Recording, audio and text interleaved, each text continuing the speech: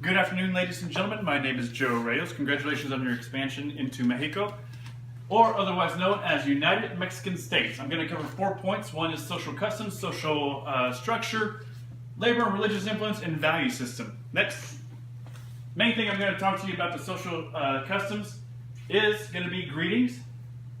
Greetings, social situations. Women pat each other on the right arm or shoulder. Men shake hands until they know each other well, and they'll gradually move into a light hug. Touching. Mexicans staying close together when conversing. And do not show signs of discomfort, which would be considered rude by the Mexican counterpart. So you definitely don't want to roll your eyes or get icky if somebody's giving you a hug. Mexicans hold a gesture, handshake, hug, squeeze, or of the arm longer than Americans do, so expect that extra 2 seconds on the handshake or hug. Inappropriate gestures. Do not stand with your hands on your hips. Also, do not put your hands on your pocket. Next, I'll talk to you about the social structure, family life, and roles. I'm going to talk to you about the Mexican society. Society is greatly divided by income and education level. As most places, you're going to have separated by your wealthy and your poor. Principal divisions between your wealthy, well-educated elite and the urban and rural poor. Punctuality. It's expected of foreign business people to be on time and early. Mexican counterpart may be late or keep you waiting. So definitely, if you are working with a Mexican, once you get down there and they show up late or they're a little bit, they're going to keep you waiting, let it be expected. We don't need to start writing people up off the bat for that. 30 minutes past the scheduled meeting time is considered punctual by Mexicans. Next. Your immediate family is at the center of the social structure. Many households in both rural and urban areas are inhibited by 3 or more generations, so you can have large families in a single household. Extended family. It is important. The extended family is as important as the nuclear family since it provides a sense of stability. Mexicans also consider it their duty and responsibility to help family members, so they definitely are very tight-knit. Next. Gender roles. Women typically remain in the home as a homemaker or housewife to raise the children. They rarely leave the home without their husbands. Of the listed companies, women make up 7% of the board seats. Women represent about 23% of senior management within a company, and women earn about 60% of men's salaries. Men, they leave the home often as part of their gender role in the support system of the family, and they are to provide the income and put food on the table.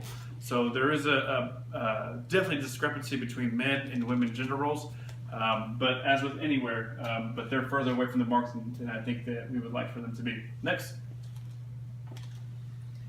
I'll talk to you about the labor and religious influence. Next, we'll talk about the work schedule. The work schedule in Mexico is moving towards more the western side of the house.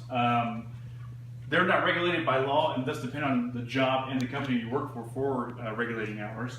Most of the office job hours run from 8 a.m. to 6 p.m., although the working hours of Mexico's middle class are now becoming longer and often go until 7 p.m. or longer. There is a myth out there that that Mexicans do take siestas. However, it's becoming more and more of a cliche, and most of the modern work environments are now similar to those of the Western countries. Lunch break runs for about an hour, like they do in the Western countries, and your executive and upper management will take about a 3-hour lunch, usually to discuss business or make deals. So that's probably the lunch breaks aren't unusual; they're run about the same. Next. Your religion. Mexico is a circular state, which means that the state is neutral in matters of religion. The country's main religion is Roman Catholicism. About 89% of the Mexicans there practice Roman Catholicism.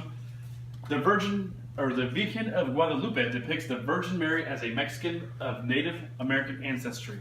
Do not be surprised when you do see the Virgin Mary picture all over Mexico. They'll be on candles, they'll be on billboards, they'll be on the side of walls. So just be prepared to see the Virgin Mary everywhere you go. Religion and work. Contemporary religion, mainly Catholicism, affects national holidays. The Mexicans have about 8 national holidays. One is only affected by religion, that's Christmas. They do have other religious holidays, so don't be surprised if you get invited to celebrate one of these religious holidays with one of your counterparts or co-workers when you get down to Mexico. Next, I'll talk to you about the value system. Next. Mainly particular to the perception that Mexicans have of Americans. Next. The perception of Americans many Mexicans admire the U.S. economic, technological, and political power. Many Mexicans, however, criticize the American culture for being too materialistic and individualistic.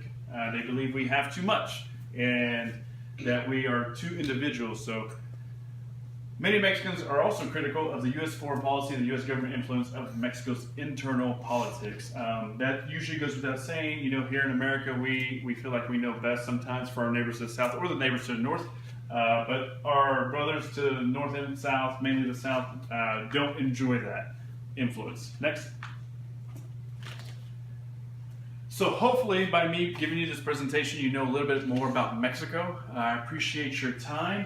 Here are some references to show you, or to help you dive in a little bit more about Mexico. Next. These references definitely help me get to know Mexico a little bit better. So definitely enjoy your time in Mexico, enjoy the Mexican culture, enjoy your Mexican counterparts. Thank you for your time. Have a good day.